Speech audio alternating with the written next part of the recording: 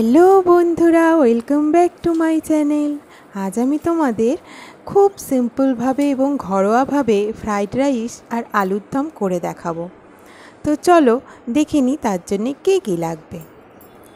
এই দেখো, আমি প্রথমে একটা বড় হাঁড়ির মধ্যে জল নিয়ে নিয়েছি। জলটা একটু বেশি করে দিতে হবে, তাহলে ভাতটা খুব ঝুরঝুরে হয়।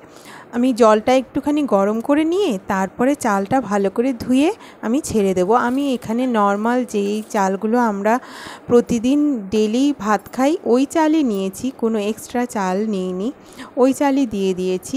তারপরে ভাতটা বেশ ভালো করে ফুটে যাবে। যেমন আমরা ভাত নামাই, কোনো শক্ত নামাতে হবে না, কিচ্ছু না, ওই রকমই ভাত আমি নামাবো। শুধু একটু মাঝখানে একটু নেড়ে দেবো যাতে তলায় লেগে না যায়।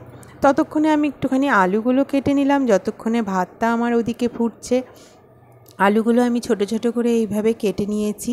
গোটা আলু দিইনি, আমি ছোট আলুগুলো শুধু মাঝখান থেকে অর্ধেক করে নিয়েছি।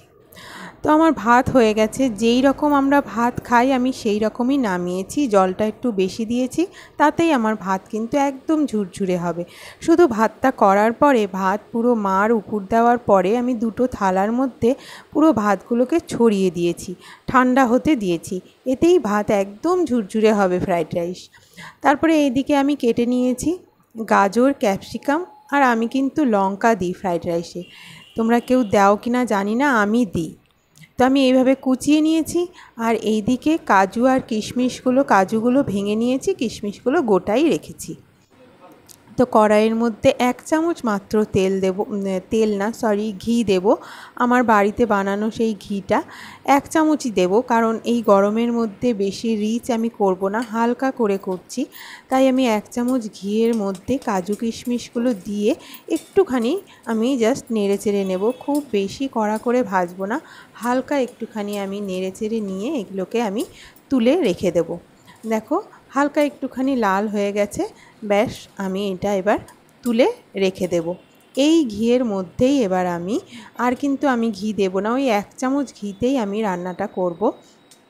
ওই ঘিয়ের মধ্যেই এবার আমি দিয়ে দিচ্ছি অল্প একটুখানি গোটা জিরে, আর তারপরে দিয়ে দেব গোটা গরম মশলা, যেমন দারচিনি, লবঙ্গ, এলাচ, এইসব আমি একটু ভেঙে ভেঙে দিয়ে দিলাম।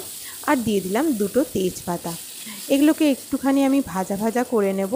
তারপরে আমি এর মধ্যে গাজরগুলো আগে দিয়ে দেবো। গাজর আর লঙ্কাটা দিয়ে দেবো, ক্যাপসিকামটা পরে দেবো। ক্যাপসিকাম খুব তাড়াতাড়ি গলে যায়, ক্যাপসিকাম আগে দিলে গাজরটা একটু ভাজা হবে না।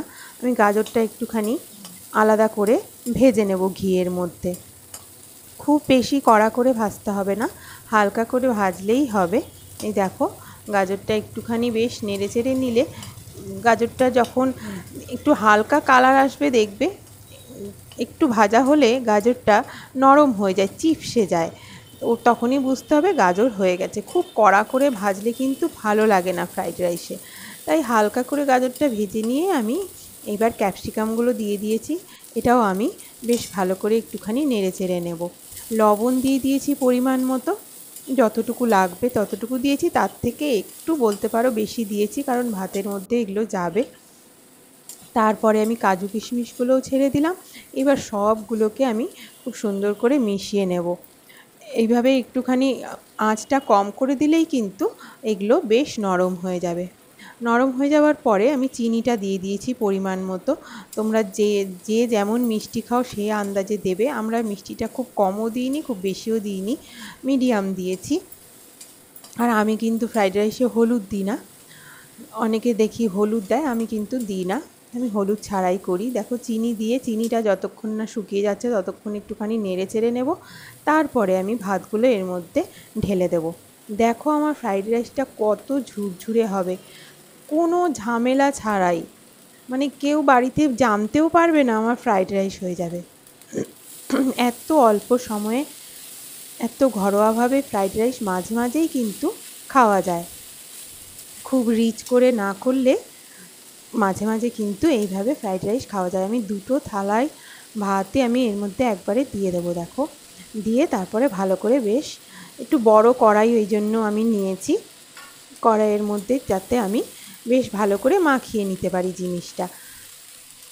আঁচটা এখন একটুখানি মিডিয়ামে আছে আমার।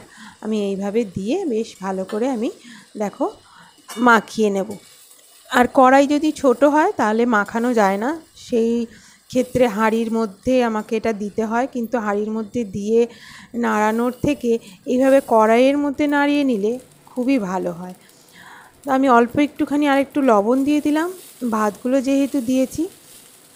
তো এইভাবে দেখো করে দেখবে, এত ঝুরঝুরে হয় আর খেতেও অসাধারণ লাগে। আমি এবার, আমার কিন্তু ফ্রাইড রাইস একদম রেডি। আমি হাঁড়ির মধ্যে দিয়ে ঢেকে দেবো, তাহলে অনেকক্ষণ গরম থাকে এটা।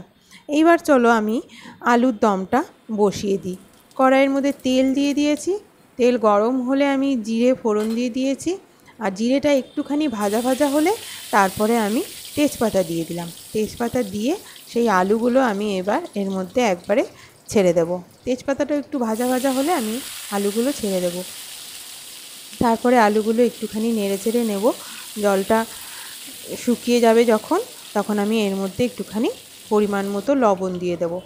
অল্প একটুখানি পরিমাণ মতো লবণ দিয়ে নেড়ে চেড়ে নিয়ে আরও কিছুক্ষণ বেশ একটুখানি নেড়ে চেড়ে নিয়ে তারপরে হলুদ দেব। হলুদটা আগে দিলে হলুদটা পুড়ে তেলটা কালো হয়ে যায়, সেক্ষেত্রে কালারটা কালো কালো আসে।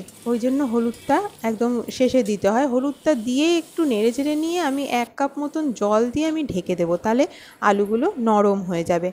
ওইদিকে আলুটা নরম হোক, একটু সেদ্ধ হোক, এদিকে আমি পেঁয়াজ, লঙ্কা, আদা, রসুন, টমেটো একটুখানি লবণ দিয়ে বেটে নেব। আলুটা একটু যদি নরম হয়ে যায় না, তাহলে কিন্তু কষানোটা দারুণ হয় খেতে। আর যদি কেউ কষানো খেতে চাও, তাহলে তাহলে আলুটা এই যে সেদ্ধ হয়ে নরম হয়ে গেছে, তাহলে কষানোটাও খাওয়া যায়। কষানোটা খেতে গেলে আলুগুলো শক্ত লাগে না, ওই কারণে আলুটা একটুখানি আগে জল দিয়ে ঢেকে রাখলে বেশ ভালো হয়। তো মশলাটা দিয়ে নিয়ে আমি এক চামচ না, একটু হাফ চামচ আমি জিরে গুঁড়ো দিয়ে দিয়েছি এর মধ্যে। দিয়ে এবার মশলাটা দিয়ে বেশ ভালো করে আমি কষিয়ে নেব। দেখো এই যে কষানোর, দেখো এই মুহূর্তে কষানোটা আরেকটুখানি কষিয়ে নিলে, এই মুহূর্তে যারা কষানো খেতে চাও তারা তো কিন্তু এখান থেকে তুলে নিতে পারো, এখানেই মানে স্টপ করে দিতে পারো যদি কষানোটা খেতে চাও। তাহলে কিন্তু আলুগুলো বেশ সেদ্ধও হয়ে গেছে, যেহেতু আমি জল দিয়ে ঢেকে দিয়েছিলাম। আর মশলার এই যে বাটি ধোয়া জলটা দিয়ে দেবো, এটা দিয়ে কষিয়ে নিলেই দেখো আমার কিন্তু কষানো আলুর দম রেডি। যারা কষানো খেতে ভালোবাসো ফ্রাইড রাইসের সাথে, তারা এইখানে স্টপ করে দেবে রান্না, এইটাই একদম পারফেক্ট হয়ে গেছে। কিন্তু যারা একটুখানি গ্রেভি দিয়ে খেতে পছন্দ করো, তারা এই সময়টা একটুখানি গরম জল দিয়ে দেবে। আমি কিন্তু গরম জল ওইদিকে আমি ঢাকা দিয়ে বসিয়ে দিয়েছি, আমার গরম জল হয়ে গেছে দেখো। তো জলটা দিয়ে দিয়েছি, দিয়ে আমি 3-4 মিনিট ফুটিয়ে নিলেই হয়ে যাবে। এই সময় তোমরা যদি গরম মশলা খেতে চাও, গরম মশলা দিয়ে দিতে পারো। আমি গরম মশলা দিইনি, আমি এমনিই করেছি। তা আমার দেখো ফ্রাইড রাইস আলুর দম কিন্তু 30 মিনিটের মধ্যে একদম রেডি হয়ে গেছে। তো চলো আমরা এবার খেতে বসে যাই। আমার ভিডিওটা কেমন লাগলো জানিও, ভালো লাগলে একটা লাইক দিও। তো আজকের মতন আসি, দেখা হচ্ছে আবার পরে কোনো একটা ভিডিও নিয়ে। তাহলে বাই, সবাই খুব ভালো থেকো, সুস্থ থেকো, বাই।